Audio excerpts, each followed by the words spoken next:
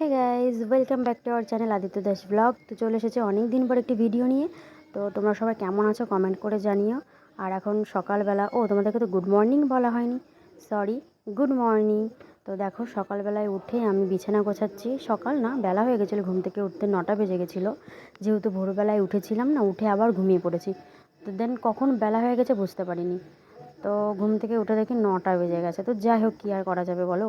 বিছানা গোছাচ্ছি, বিছানা গোছাতে গোছাতে ভাবলাম কি দেখি তো কটা বেজেছে। সত্যি কি 9টা বেজে গেছে? তো দেখি হ্যাঁ, সত্যিই 9টা বেজে গেছে। আর এই পর্দাটা প্রচণ্ড হারে ডিস্টার্ব করছিল, যার কারণে ওটাকে সাইডে দিয়ে দিলাম যদি সাইডে থাক। দেন তারপর আর কি, বিছানা গোছানোর কাজ চলছে। তো আমি না সেভাবে ভালো করে ভয়েস ওভার মানে আর কি কথা বলতে পারি না।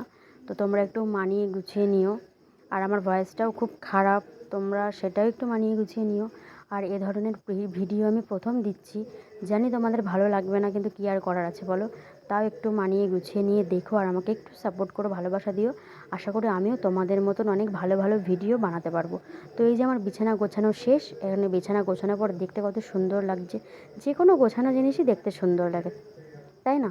তো আমি ঘর ঝাড় দিয়ে এখানে ছাতু গুলে নিয়েছি, যে ছাতুটা খেয়ে আর বাদ বাকি সব কাজ করব। তো আমার ছেলেকেও আমি সকালে ছাতু খাওয়াই, আজকে আর খাওয়াইনি, কারণ ওকে সকালে ওটস খাইয়েছিলাম। তো সেই কারণে আমি নিজেই আমি একাই ছাতুটা খাচ্ছি আর কি, ওকে আর দিচ্ছি না। তো ছাতুটা খেয়ে রান্নার কাজে হাত দিতে হবে। তো চলো খেয়ে নিই। খেয়ে দিয়ে এই যে দেখতে পাচ্ছ রান্নার কাছে চলে এসেছি। তো আশা করি তোমরা বুঝতে পেরে গেছো কী রান্না হবে। হ্যাঁ, চিকেন রান্না হবে। এই জন্য এরকম বড় বড় আলু কেটে ভাজছি। তো আলুগুলো লাল লাল করে আমার ভাজা হয়েই গেছে। আর একটা কথা, মানে আমি না একাই ক্যামেরা ধরছি, একাই রান্না করছি, যা করছি সব একাই করছি। তো সেই জন্য একটু এরকম ওলট পালট হয়ে গেছে। তোমরা এখানেও একটু অ্যাডজাস্ট করে নিও। জানি তোমাদেরকে অনেকটা অ্যাডজাস্ট করতে হচ্ছে, বাট কী আর করার আছে বলো, আমাকে একটু সাপোর্ট করো। আর এখানে দেখতে পাচ্ছ মাংস ম্যারিনেট করে রেখেছি, পেঁয়াজ কেটে গুছিয়ে রেখেছি, মশলা বেটেও গুছিয়ে রেখেছি, সমস্তটা রেডি করেই নিয়েছি। দেন তারপরে তেলের মধ্যে জিরে ফোড়ন দিয়ে পেঁয়াজ দিয়ে ভাজবো। কী আর বলবো, এখানে নতুন করে রেসিপি, এটা সবাই জানে, প্রত্যেকে জানে। তো নতুন করে বলার আর কিছু নেই, তাও ভাবলাম তোমাদের সঙ্গে একটু শেয়ার করি। তো এই আর কি। তো এখানে রান্না বাড়া করছি, রান্না বাড়া করতে করতে আজকে না সত্যি প্রচণ্ড গরম পড়েছে, প্রচণ্ড গরম, কিছু বলার নেই, এত গরম পড়েছে। তো দুপুরবেলায় খাওয়া দাওয়া রান্না করে স্নান সেরে খাওয়া দাওয়া সেরে ঘুমিয়েছিলাম।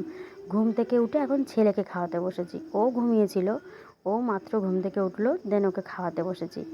আর ও খেতে খেতে নাচছে, নাচতে নাচতে খাচ্ছে, ওর তো কোনো ঠিক নেই ও কী করবে। তো এই যে ওকে খাওয়াচ্ছি, খাইয়ে দাইয়ে বিকেলে অনেকগুলো কাজ সেরেছি। সেরে দেন এখন সন্ধ্যাবেলা বসেছি। বসে দেখছি যে প্রচণ্ড গরম লাগছে, প্রচণ্ড গরম, কিচ্ছু করার নেই। গরমে তো গরম লাগবে, তাই না? তো চলো বাই।